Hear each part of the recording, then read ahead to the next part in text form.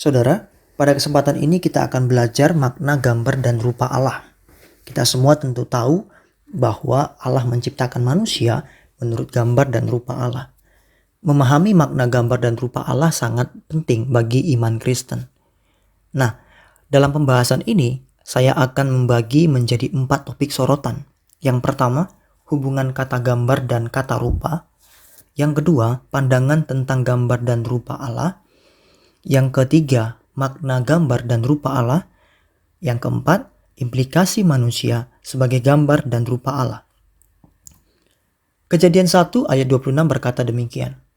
Berfirmanlah Allah, baiklah kita menjadikan manusia menurut gambar dan rupa kita, supaya mereka berkuasa atas ikan-ikan di laut dan burung-burung di udara, dan atas ternak, dan atas seluruh bumi, dan atas segala binatang melata yang merayap di bumi. Di dalam ayat 27, dalam Kejadian pasal 1, maka Allah menciptakan manusia itu menurut gambarnya. Menurut gambar Allah diciptakannya dia, laki-laki dan perempuan diciptakannya mereka. 2 ayat ini menjadi landasan kita untuk memahami gambar dan rupa Allah. Kita akan masuk ke topik yang pertama, hubungan kata gambar dan rupa. Untuk mencari hubungan gambar dan rupa di dalam kitab Kejadian tadi, saya akan melakukan studi gramatikal dan akan saya jelaskan dengan singkat dalam kata gambar dan rupa adalah sinonim. Kenapa? Karena ada 3 alasan. Alasan pertama, kata gambar dan kata rupa itu menggunakan kata depan yang sinonim. Dalam bahasa Ibrani, kata gambar adalah selem dan kata rupa adalah demut. Masing-masing kata tersebut memiliki kata depan yang sinonim meskipun tidak sama, tetapi memiliki makna yang sama. Yaitu apa?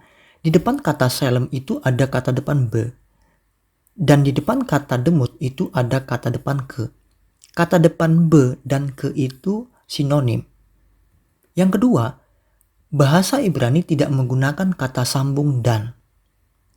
Jadi kata sambung dan yang diterjemahkan oleh Alkitab Indonesia yang kita baca tadi dalam ayat 26 kitab Kejadian pasal 1 itu diadopsi oleh beberapa penerjemah modern dari Septuaginta dan Vulgata.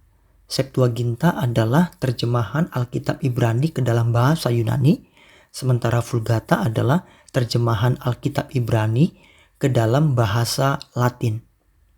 Seolah-olah gambar dan rupa itu adalah 2 kata yang berbeda atau memiliki makna yang tidak sama.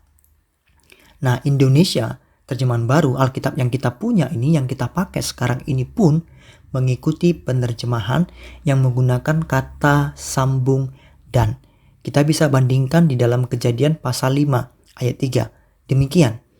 Setelah Adam hidup 130 tahun, ia memperanakan seorang laki-laki menurut rupa dan gambarnya, lalu memberi nama Set kepadanya. Jadi di antara kata rupa dan gambar itu ada kata sambung dan. Ini dalam bahasa aslinya sebenarnya tidak menggunakan kata sambung dan. Lalu alasan yang ketiga, kenapa gambar dan rupa adalah sinonim? Karena gambar dan rupa itu dipakai secara bergantian. Di dalam beberapa bagian Alkitab seperti Kejadian 1 ayat 26 dan ayat 27. Di dalam Kejadian 1 ayat 26 dikatakan bahwa Allah menciptakan manusia menurut gambar dan rupa kita. Jadi dalam ayat ini Alkitab menggunakan kata gambar dan rupa secara bersamaan. Tetapi dalam ayat 27 hanya menggunakan kata gambar. Kata rupa tidak lagi digunakan. Demikian juga dalam bagian lain di Alkitab seperti Kejadian pasal 5 ayat 1 dan ayat 3. Saya akan baca Kejadian pasal 5 ayat 1. Inilah daftar keturunan Adam pada waktu manusia itu diciptakan oleh Allah. Ini kita perhatikan, dibuatnyalah dia menurut rupa Allah. Dalam Kejadian pasal 5 ayat 1 ini hanya menggunakan kata rupa. Sementara di dalam Kejadian pasal 5 ayat 3 menggunakan kata rupa dan kata gambar secara bersamaan. Tadi saya sudah jelaskan bahwa Di antara kata rupa dan gambar ini sebenarnya tidak ada kata sambung dan, itu ditambahkan oleh penerjemah modern. Dari dua ayat tadi kita bisa melihat bahwa kata rupa dan kata gambar sering dipakai bersamaan, bahkan dipakai salah satu dari itu. Kadang dipakai kata gambar saja, kadang dipakai kata rupa saja. Lalu dalam Kejadian 9 ayat 6, siapa yang menumpahkan darah manusia, darahnya akan tertumpah oleh manusia, sebab Allah membuat manusia itu menurut gambarnya sendiri. Jadi dalam Kejadian pasal 9 ayat 6 ini hanya menggunakan kata gambar. Lalu mengapa kedua kata ini kadang dipakai secara bersamaan? Fungsinya untuk penekanan. Dalam bahasa teologi dikatakan tautologi. Jadi menekankan bahwa sungguh manusia itu diciptakan Tuhan memiliki keserupaan dengan Allah. Lalu subtopik yang kedua, pandangan tentang gambar dan rupa Allah. Berdasarkan tinjauan histori, saya akan menyampaikan pendapat Bapak Gereja dan Bapak Reformasi. Yang pertama ada Irenaeus dan Tertullianus. Mereka membedakan antara gambar dan rupa Allah. Jadi menurut mereka, gambar itu adalah terkait dengan fisik atau tubuh manusia, sedangkan rupa itu berkaitan dengan sifat spiritual. Clement dan Origen menolak setiap pengertian tentang analogi dari tubuh dan menganggap bahwa kata gambar menunjukkan ciri-ciri khas manusia sebagai manusia. Artinya gambar itu hanya untuk menunjukkan manusia itu berbeda dengan binatang atau ciptaan lain. Dan kata rupa hanya menunjukkan kualitas yang tidak esensial bagi manusia, tetapi dapat dibudidayakan atau terhilang. Clement dan Origen tetap membedakan antara gambar dan rupa, bahkan rupa menurut mereka itu tidak esensial atau tidak penting. Sementara Pelagius berpendapat bahwa gambar hanya berarti bahwa manusia diberkati dengan pikiran, sehingga ia dapat mengenal Allah.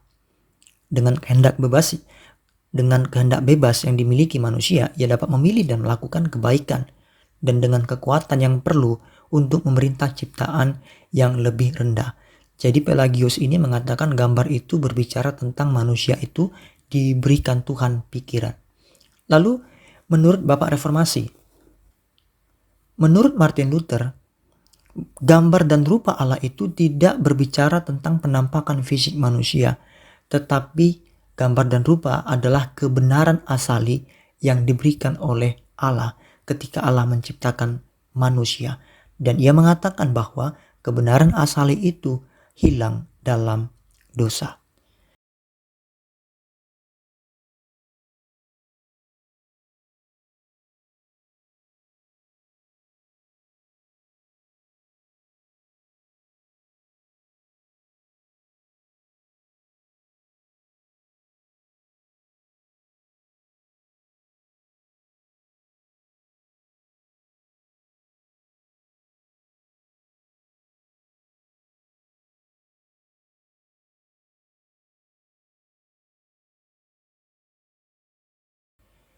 Gambar Allah dalam manusia tidak dapat diartikan secara fisik karena Allah adalah roh di dalam Yohanes pasal 4 ayat 24 dan tidak memiliki tubuh. Yohanes 4 ayat 24 mengatakan demikian, Allah itu roh dan barang siapa menyembah dia harus menyembahnya dalam roh dan kebenaran. Jadi gambar Allah dalam diri manusia tidak dapat diartikan secara fisik.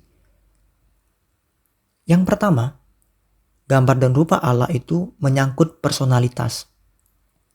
Manusia diciptakan memiliki kesadaran diri sendiri dan penentuan diri sendiri yang memampukan ia untuk membuat pilihan, membuat dia lebih daripada ciptaan lain.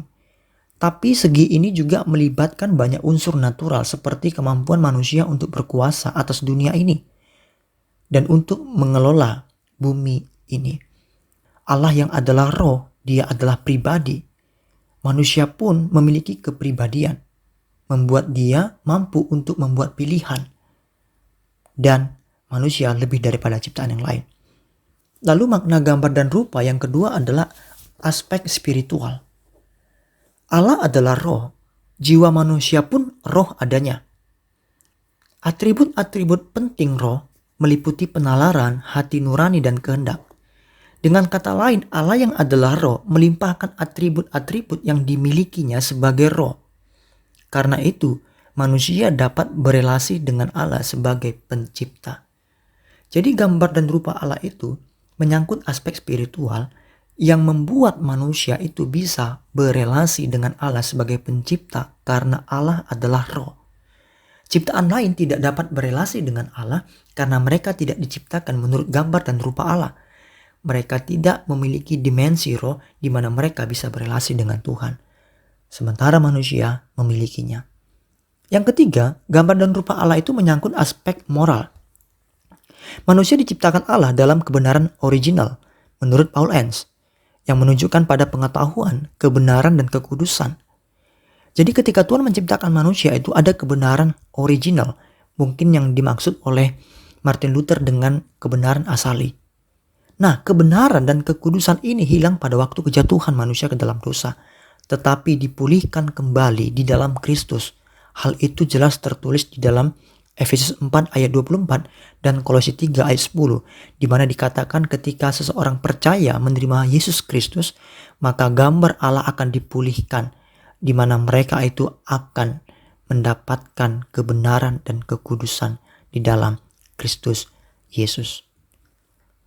Lalu apa implikasi manusia sebagai gambar dan rupa Allah berdasarkan tinjauan teologis? Yang pertama, manusia adalah wakil Allah. Saudara, penciptaan manusia sebagai gambar dan rupa Allah di dalam Kejadian 1 ayat 26, kalau kita baca itu dihubungkan dengan dominasi manusia atas ciptaan lain. Manusia diberikan Allah mandat budaya untuk mengelola ciptaan lain di dalam Kejadian 1 ayat 28.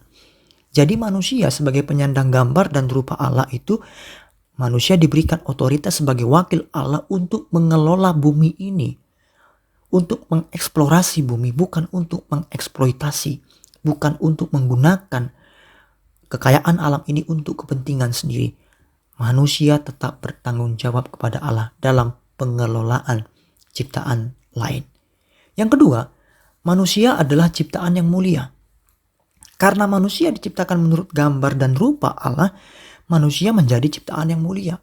Sama sekali totally berbeda dengan ciptaan lain. Di mana manusia memiliki kodrat yang lebih tinggi atau lebih mulia dibandingkan dengan ciptaan lain. Yang ketiga, implikasi manusia sebagai gambar dan rupa Allah adalah manusia diciptakan Tuhan sederajat. Semua manusia diciptakan Tuhan sederajat. Gambar dan rupa Allah itu tidak hanya diberikan bagi kaum bangsawan, tetapi segenap manusia. Tidak hanya diberikan kepada pria, tetapi juga perempuan. Manusia sebagai sesama penyandang gambar dan rupa Allah itu menekankan bahwa manusia itu sederajat. Tidak ada perbedaan derajat di mata Tuhan. Sebagai kesimpulan, gambar dan rupa Allah itu mencakup 3 aspek. Yang pertama, personalitas. Manusia diciptakan memiliki kepribadian. Aspek spiritual. Manusia memiliki roh yang dapat berkomunikasi, berelasi dengan Tuhan. Aspek moral, di mana manusia itu memiliki kebenaran original dari Allah dan manusia bertanggung jawab secara moral kepada Allah sebagai Sang Pencipta. Demikianlah pelajaran kita pada saat ini tentang makna gambar dan rupa Allah. Sampai ketemu kembali di dalam pembahasan berikutnya. Saudara bisa mengisi kolom komentar dengan pertanyaan-pertanyaan atau mungkin request pembahasan supaya dapat kita bahas bersama-sama pada kesempatan berikutnya. Tetap semangat, Tuhan Yesus memberkati kita semua.